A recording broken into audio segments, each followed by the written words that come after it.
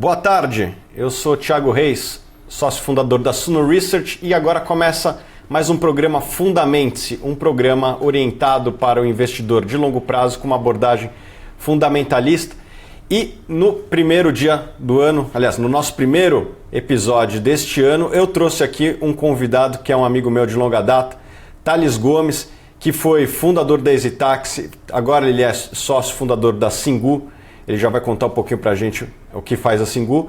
O EasyTaxi todo mundo conhece, a Singu, nosso público aqui é mais homens, então geralmente o pessoal não conhece. E o Thales também foi eleito pelo MIT, uma das principais faculdades do mundo, como o maior jovem empreendedor, certo? Não, o jovem mais inovador do mundo. O jovem mais inovador do planeta. Parabéns, Thales. Legal, é um orgulho ter o Brasil aí.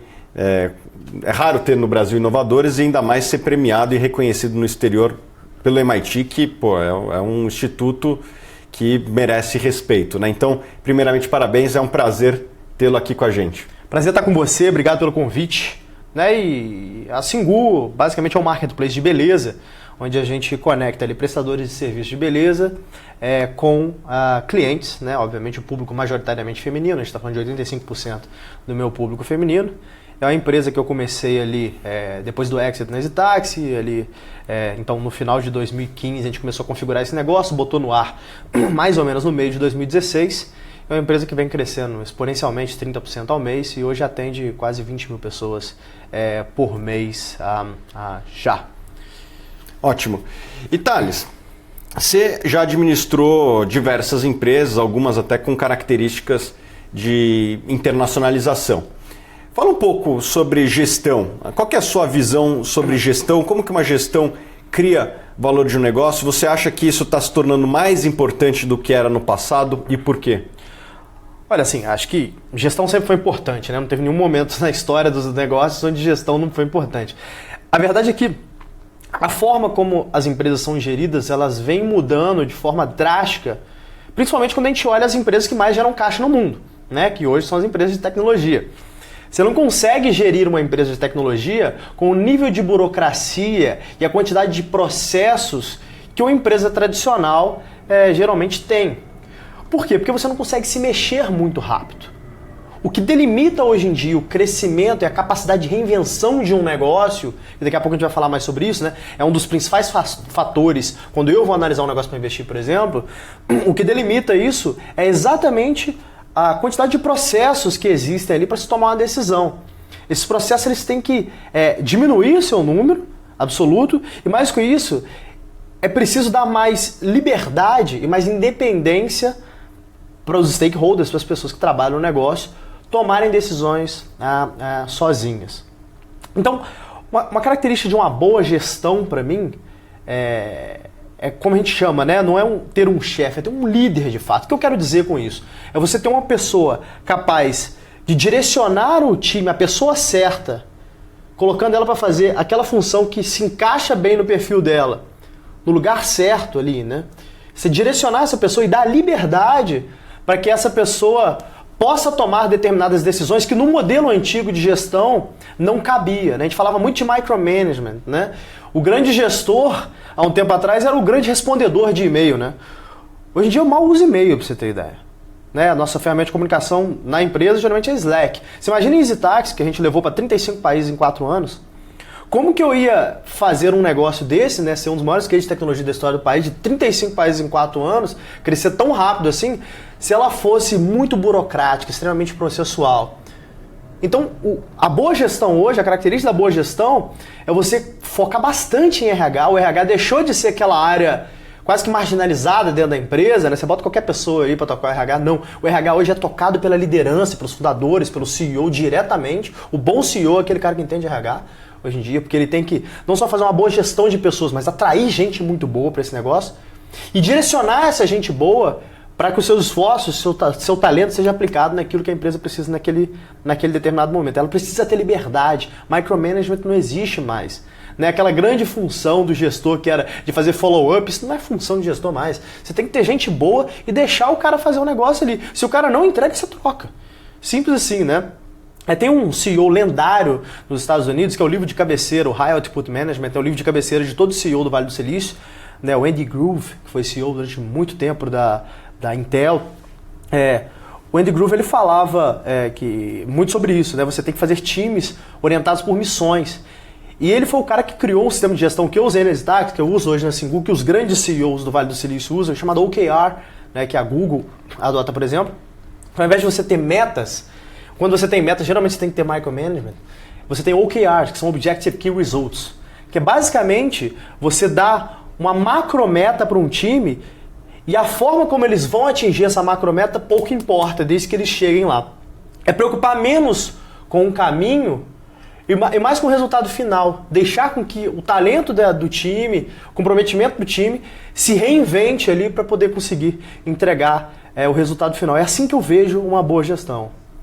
E você fala muito das empresas de fora, mas as empresas do Brasil, quantas você acha que seguem esses princípios? Você acha que as empresas do Brasil estão preparadas?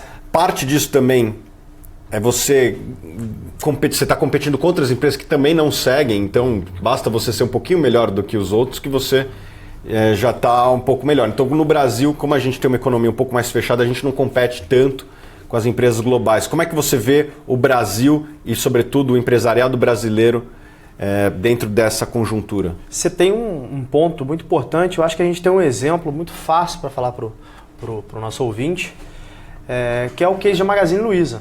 Né? Eu sou muito próximo do Frederico Trajano.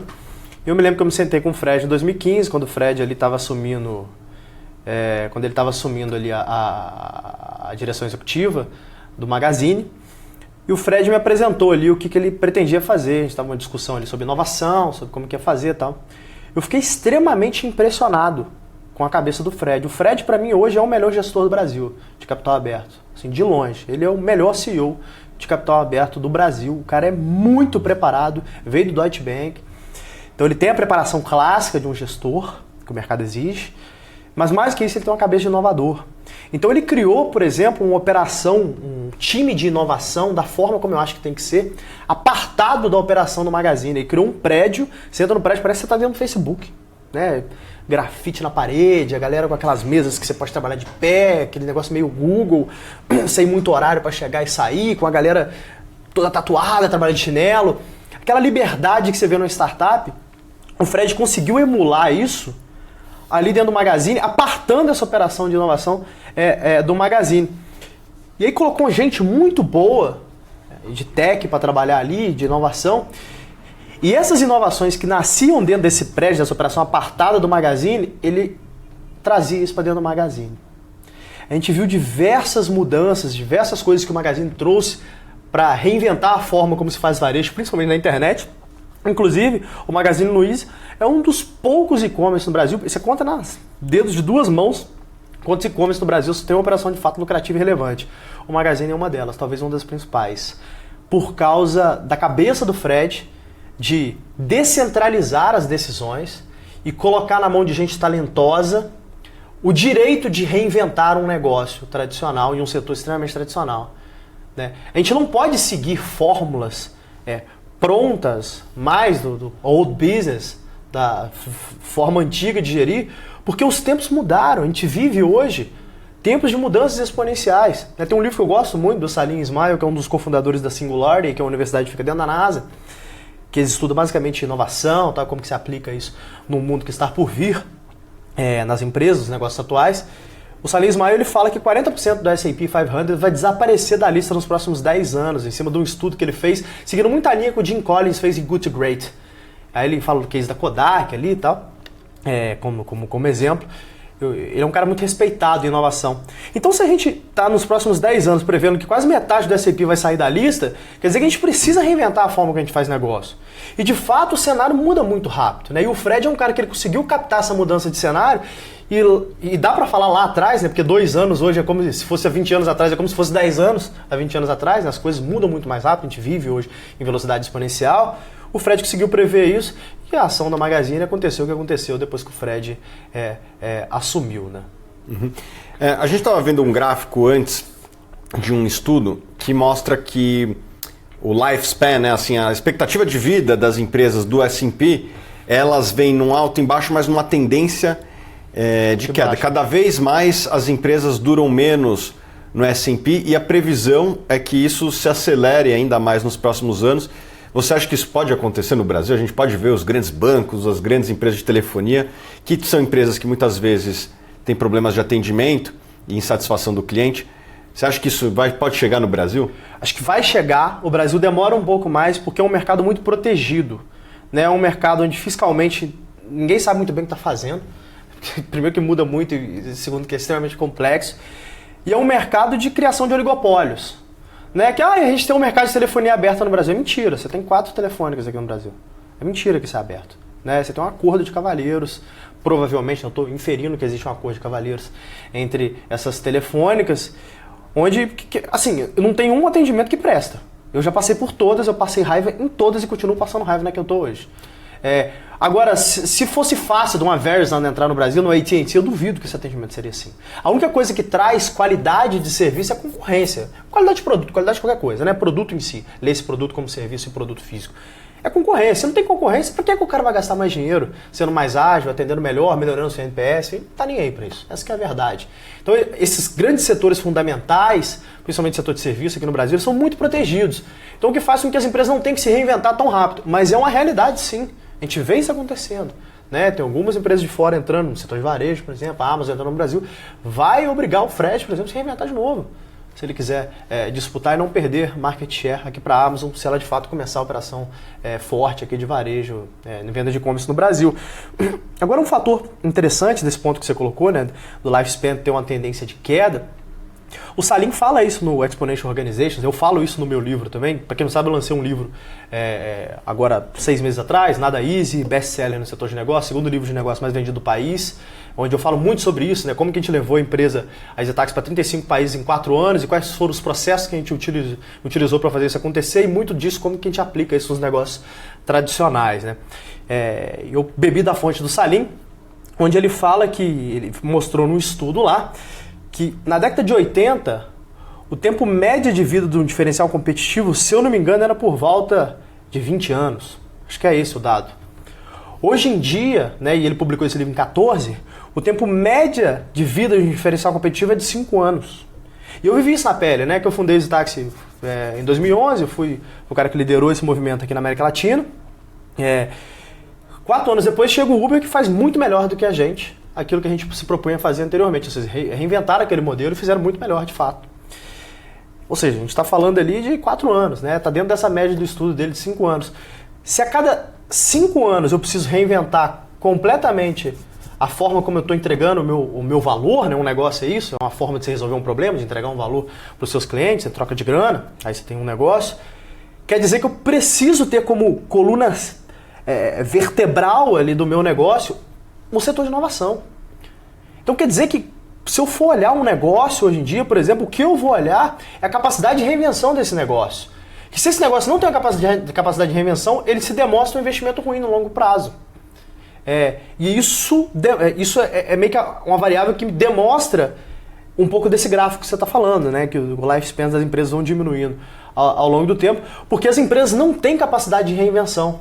Não existe hoje num curso de gestão um foco em inovação. Na verdade, as pessoas não sabem como inovar.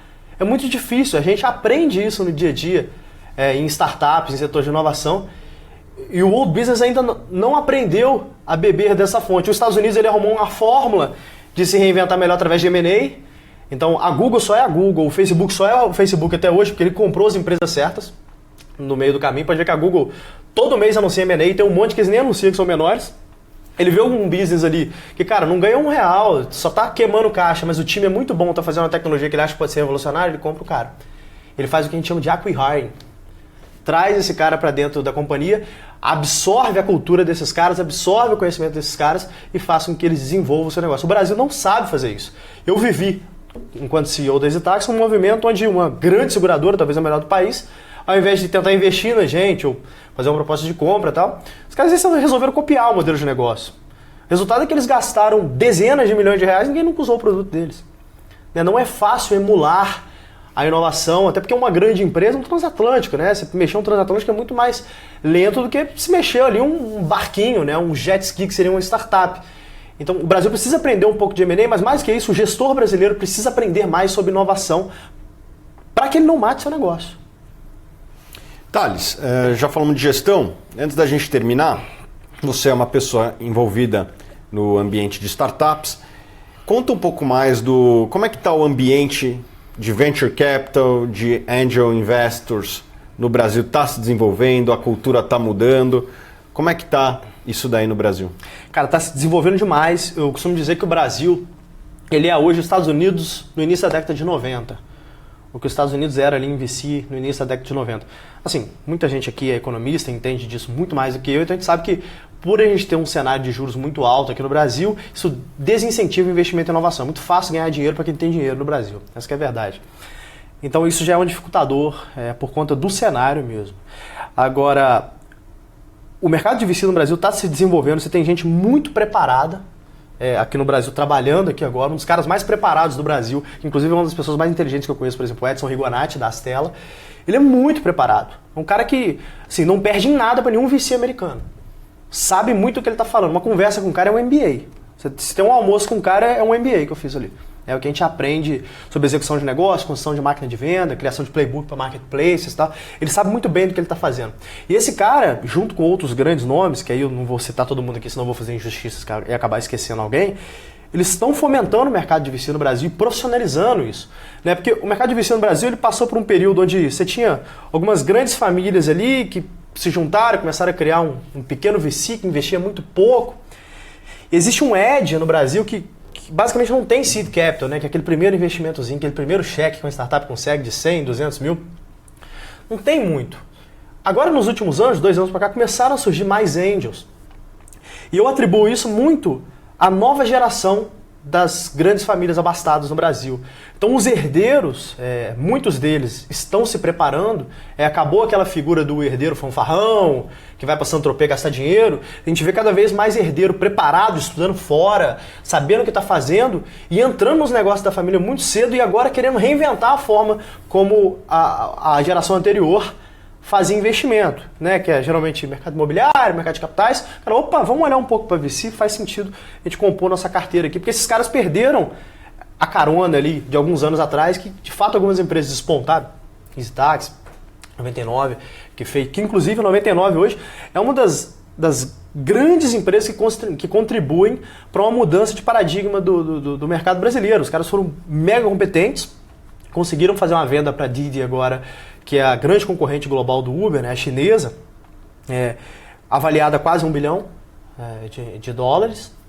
E isso cria, então, o primeiro unicórnio brasileiro. Né? A gente nunca teve unicórnio, são aquelas empresas que valem mais de $1 bilhão. A gente nunca teve isso, pelo menos publicamente. A gente tem, mas publicamente a gente não teve ainda unicórnios brasileiros. A 99 se torna publicamente o primeiro unicórnio brasileiro. E isso muda um pouco o paradigma e seta um pouco do que está acontecendo nos próximos anos. Assim, eu vejo alguns exits importantes acontecendo no Brasil nos próximos 5 anos. O que é exit? Explica para o pessoal. Exit é a forma como o mercado de VC fala sobre venda do negócio. Né? Quando o negócio é vendido para alguma outra empresa, a gente chama isso de exit. E eu vejo alguns exits importantes em setor de fintechs, healthcare, setor de serviços, que na verdade o que desenvolve o ecossistema de investimento são os exits. Por quê? Porque é quando o investidor tira, de fato, o valor daquele investimento que ele fez, quando ele multiplica por 20, 30, às vezes até mais, seu investimento em um período curto de tempo. É por isso que o VC, apesar de ser arriscado, é tão atrativo, né? Principalmente em países de juros baixos ou negativos, como Rio de Janeiro. Rio de Janeiro não é nada, né? Como os Estados Unidos e alguns países da Europa, como a Alemanha. O investidor de venture capital, geralmente, ele tem um perfil um pouco diferente do investidor de bolsa de longo prazo. Né? Muitos investidores aqui que nos acompanham são investidores que carregam ações durante décadas, vivem dos dividendos e vivem muito bem dos dividendos.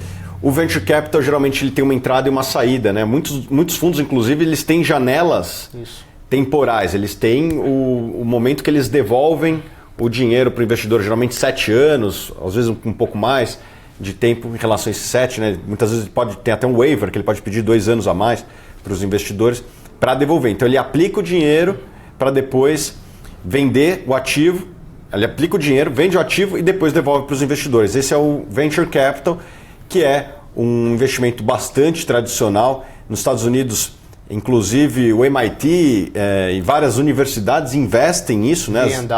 Os endowment, via a fundação deles, que chama endowment em inglês, eles investem nisso. Eu tive uma vez com o pessoal do MIT e eles tinham ações do Facebook que eles tinham adquiridos lá atrás. E que isso aí teve o avanço do Facebook e depois o Facebook virou uma empresa aberta e eles mantêm as ações que eles adquiriram muito antes da época que a empresa era uma empresa aberta, né? O Facebook foi fazendo uma série de emissões ao longo do tempo, entre essas emissões, o MIT, imagino que outras faculdades também, e outros family office, etc., foram entrando e investindo no Facebook, e foi, imagino, um excelente negócio, né? Porque o Facebook hoje está entre as 5 maiores empresas do mundo. É uma empresa que estava vendo o balanço deles, eles têm 38 bilhões de dólares, já começa a acontecer a discussão se o Facebook vai ser uma empresa pagadora de dividendos, porque os caras geram muito caixa, crescem, não tem muito onde investir, não tem muito M&A também, né?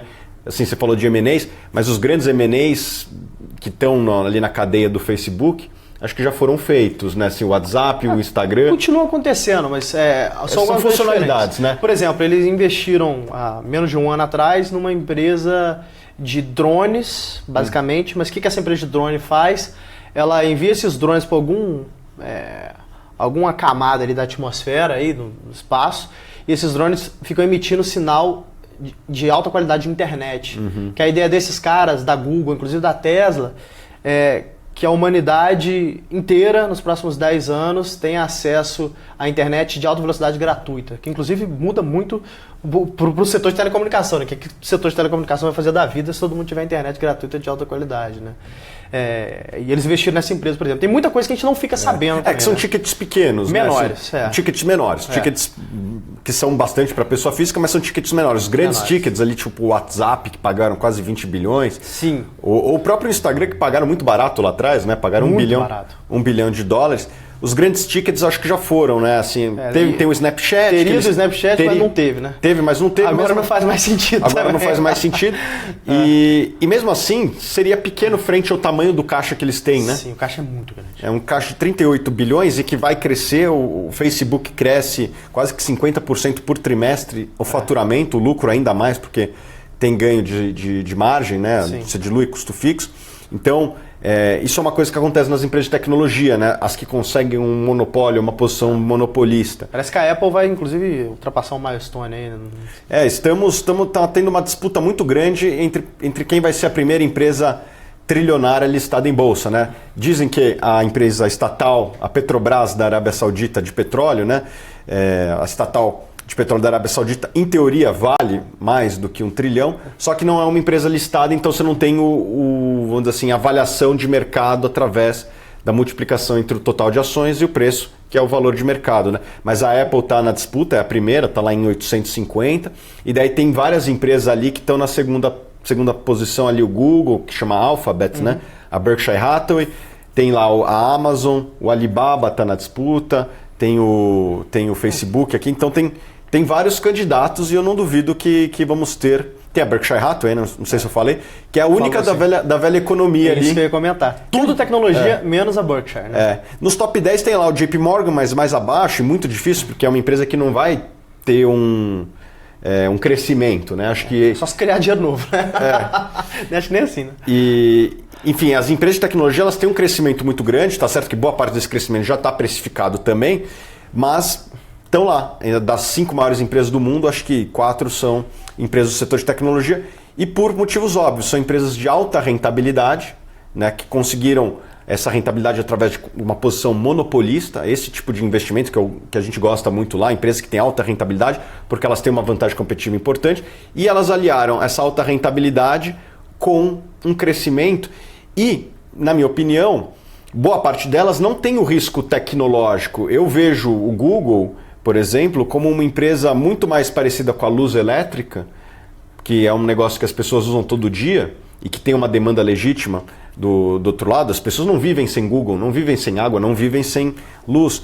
E não tem um concorrente brigando com o lugar do Google. A preocupação, se eu fosse um diretor do Google, é muito mais com regulação, né, vir a comunidade europeia e dar uma multa, do que com um competidor. De fato, mas capacidade de reinvenção também, porque assim, você falou Yahoo, né? Yahoo era a Google há 15 anos atrás, né? E perdeu, quase 20, vai. E perdeu o lugar para a Google exatamente por causa da capacidade de reinvenção da Google. Então por isso que esses caras, por exemplo, se preocupam muito com o M&A, os famosos equi-hirings que a gente falou hoje, né? Que é basicamente comprar uma empresa para contratar o time. Eles fazem muito isso para trazer muita gente boa, porque eles já entenderam que o principal ativo da... existe esse negócio que todo mundo fala, o principal ativo da empresa são as pessoas. O nego fala isso, mas não aplica na prática. Na prática, por exemplo, se você acha que isso é verdade, você vai fazer equi-hiring. Você vai adquirir startup que só dá prejuízo porque o time é muito bom e tem a ver com o teu negócio e você quer aqueles caras fazendo aquilo dentro do seu negócio. Né? E o Google se preocupa muito com isso. Então, assim, você tem razão, a Google hoje se preocupa muito mais com regulação, mas ela se preocupa muito com capacidade de reinvenção, porque o mundo é muito rápido, cara. A gente tem um mundo hoje que, imagina um mundo que os seus netos vão viver. É provavelmente completamente diferente do que a gente vive hoje. A gente não tem nem capacidade de imaginar como que vai ser esse mundo. Então, das empresas que a gente falou aí, por exemplo, que estão concorrendo a ser a primeira empresa trilionária da Bolsa, a que eu vejo dando o maior salto hoje em dia, por exemplo, é a Amazon. Né, em cima daquilo que a Amazon está fazendo, o business da Amazon deixou de ser e-commerce de verdade há muito tempo. Né? Hoje em dia, por exemplo, cloud, né, que a Amazon ela tem o business de cloud dela, né, que é você jogar os seus servidores na nuvem. Ninguém usa servidor físico hoje. Hoje todo mundo é nuvem, né, que você pode comprar mais máquina ou retirar a máquina ali a teu bel prazer, usando seu cartão de crédito, sem ter que fazer um investimento de infraestrutura. Esse é um dos principais linhas de negócio de lucratividade da Amazon. Mas mais do que isso, ela entra agora no mundo do supermercado. Né? E ela já fez uma loja lá em Seattle, onde ela consegue mostrar ali o que ela pretende fazer com os supermercados, né? Que é basicamente acabar com caixa. Você tira o produto da prateleira, ele já cobrou aqui no seu cartão de crédito, está registrado ali no sistema e tal. Eles sabem que é você ali. E você acaba com fila, acaba com caixa. Eu acho que a Amazon ela vai entrar nos mercados físicos, reinventando a forma como esses mercados tradicionais que ninguém imaginaria que isso ia acontecer há 5 anos atrás, e talvez ela vai dar um grande salto ali. Ou seja, essas empresas, por mais que elas estejam no topo, elas têm que se preocupar muito com a capacidade de reinvenção. Eu estava conversando ontem com o Fábio Gurgel, que é uma das maiores lendas do jiu-jitsu, né? É um cara que entende muito de negócio, é um grande empresário. Ele criou a maior rede, uma das maiores redes de academias do mundo, né? A Alliance, ela está em, se eu não me engano, mais de 20 países, tem mais de 180 filiais. Ele é um grande empresário que faz dezenas de milhões de faturamento anual. E ele falou comigo, Thales, o cara foi 5 vezes campeão mundial, como eu disse, eu como um cara que foi campeão durante muito tempo, eu vejo como dificuldade, na verdade, quando você é o grande campeão, que você está lá na frente, é que você não tem um benchmark quando você está lá na frente, né? Você é seu próprio benchmark. Então é muito aquela capacidade que você tem de olhar para dentro de si, descobrir suas fraquezas e ver como que você melhora esse negócio para você continuar no topo. O cara que está em segundo, ele tá ali seguindo alguém, né? Faz a curva ali, ele faz aquela curva igual, então ele tem um benchmark ali do primeiro, ele sabe onde está a fraqueza dele mais fácil, o que ele precisa melhorar para passar a ser o primeiro. Agora, quando você é o primeiro, isso fica muito mais difícil. É por isso que geralmente quando você está lá em cima é muito difícil se manter no topo. Essas empresas que conseguem se manter no topo é que faz muito bem esse trabalho de conhecer suas próprias fraquezas, prever o movimento que está acontecendo no mercado e conseguir se reinventar. Thales, antes de terminar, o varejo é uma vertical importante na Bolsa. Como você vê a entrada da Amazon influenciando shoppings, influenciando as redes varejistas e possivelmente até a cadeia produtiva, né? A Amazon é uma empresa que está investindo cada vez mais em marcas próprias.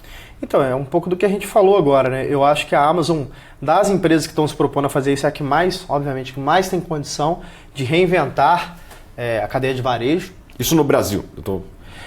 Pensando em Brasil, eu acho que talvez demore um pouco mais. Eu não sei o que vai acontecer no momento que uma Amazon quiser de fato operar fisicamente aqui no Brasil, o tipo de dificultador pode ser criado por ela. Né? Porque existe um aparato no Estado brasileiro que é capaz de travar qualquer tipo de movimento empresarial aqui, se eles quiserem. Né? É muito fácil. O Brasil é um país anti-empresário, isso é um fato. Né? A gente tem um país, uma economia extremamente fechada, um Estado muito forte, uma mão de ferro do Estado aqui muito forte sobre a economia. E de vez em quando a gente tem uns loucos, igual o Ciro Gomes, que aparece do dia para noite falando que vai imprimir um monte de dinheiro para resolver todo o problema do mundo. Né? Então, acho que depende muito da forma como os empresários do varejo tradicional vão lidar com isso junto aos burocratas, porque infelizmente, né, o que a gente tem, esse tipo de capitalismo que a gente tem no Brasil, que é o empresariado muito próximo do Estado, isso é péssimo para o mercado, que você cria, na verdade, uma casta de selecionados ali pelos burocratas que vão se dar bem. E aí o meu medo é que essa casta consiga, junto aos burocratas, travar a entrada de um cara como a Amazon. Ele não consegue travar, mas ele consegue dificultar muito a vida. Né? E faça com que a Amazon fale, cara, você quer saber? Tanto problema que deixa o Brasil para lá, vamos pensar em outra coisa. E aí quem paga a conta somos nós sempre, consumidores que não temos acesso a isso. Mas eu acho que assim, business as usual, se as coisas fossem acontecer como devem acontecer, a gente deveria ver na próxima década assim, a Amazon entrando no Brasil, inclusive talvez através de grandes M&As, adquirindo redes de supermercado aqui, como fez nos Estados Unidos agora com a Whole Foods, para poder entrar no mercado brasileiro, que é um dos maiores mercados de varejo do mundo. Né? Então faz sentido dentro da estratégia dos caras. Eu não sei em cima de ambiente regulatório como que os caras enxergam isso no momento da tomada de decisão, se entra ou não no mercado. Antes de terminar, Kevin, você já falou brevemente do livro, quer falar um pouco mais? Bom, nada easy, como eu falei. Quem quiser saber um pouco mais disso que a gente conversou, com mais detalhes, quem é empresário, gestor, quer saber um pouco dos processos, ferramentas, aquilo que eu usei para poder expandir o negócio junto com o meu time para 35 países, em 4 continentes lá, em 4 anos. O Nada Easy fala muito sobre isso, né? É um livro um pouco mais técnico, mas que usa uma linguagem muito direta, sabe? Sem muito termo técnico ali, muito claro assim, como que a gente fez esse negócio crescer tão rápido e em várias oportunidades, como que você pode aplicar isso no seu dia a dia, no seu negócio, para que você consiga entender esse processo de reinvenção, que é o que eu humildemente considero talvez o mais importante nos tempos atuais. E por mais, cara, obrigado pelo convite, foi excelente bater esse papo com você aqui. Obrigado, Thales. Queria agradecer a presença do Thales Gomes. Encerramos aqui mais um programa Fundamente-se, o nosso primeiro programa desse ano. Vamos nos ver aí o resto do ano inteiro, justamente trazendo pessoas como o Thales, pessoas que tomam decisão na economia brasileira. Vamos trazer também profissionais de investimento, muito aqui, o pessoal relacionado à gestão, que seleciona ações, o pessoal de equipe de relações com investidores de empresas. A gente já faz isso bastante, fez isso ao longo do ano passado inteiro e vamos continuar de novo nesse ano, tá bom? Queria agradecer a presença do Thales novamente, queria agradecer também o telespectador por essa presença e também fazer esses votos de ano novo. Feliz ano novo para todo mundo. Obrigado e até semana que vem.